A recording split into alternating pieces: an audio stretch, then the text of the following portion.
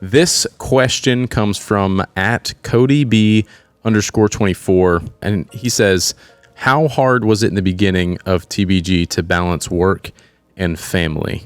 In the beginning, it was tough. I mean, it's still tough. Like, I'm a workaholic. Yeah. I started Tactical Baby Gear while I had another business. And so I was running another business. This seemed like a good idea. I didn't have time during the day to mess with it.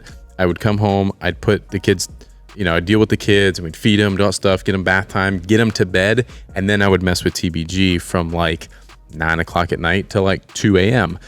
So the balance there was way off. It was heavily skewed on the work side, not so much the family life side. But that was a sacrifice I was willing to make, and that my wife was okay with, because she could see how passionate I was about it, and she has a lot of trust and faith in me.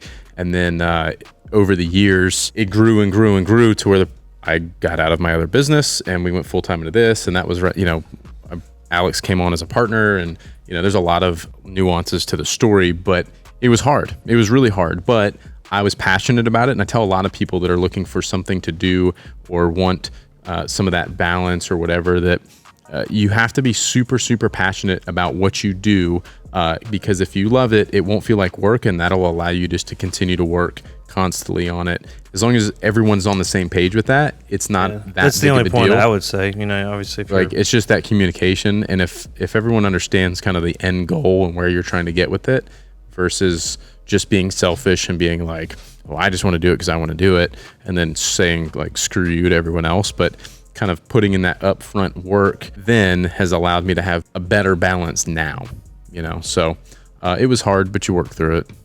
Alex has had his own experience with it as well. I mean, I've been self-employed ever since I graduated, so I think you need to find the work-life balance that, it sounds so cliche, that works for you. Well, and you know what I mean? Like, you're going to overwork, and then your wife, and I'm guilty of this all the time. That's just why I'm going to Tennessee this weekend, and you're probably doing the same thing in North Carolina. Is like, I was just told, like, hey, we're doing this. Okay.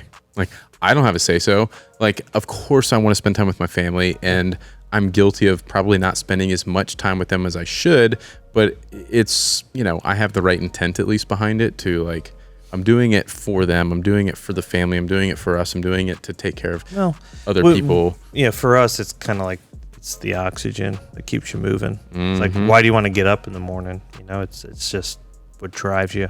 But for the answer 15 minutes later, I really think it just comes to, like, it sounds so cliche, but it really, I think it's, from my opinion, it just comes down to, you got to find what works for you and what you become a little more self-aware and decide what works for you. What balance do you want? For us, it wasn't the best balance, but it worked for us because that's what we needed. So that meant working a ton and, just ensuring we're communicating properly with our spouses and being as available as we need to be to, help raise kids and everything else. Right.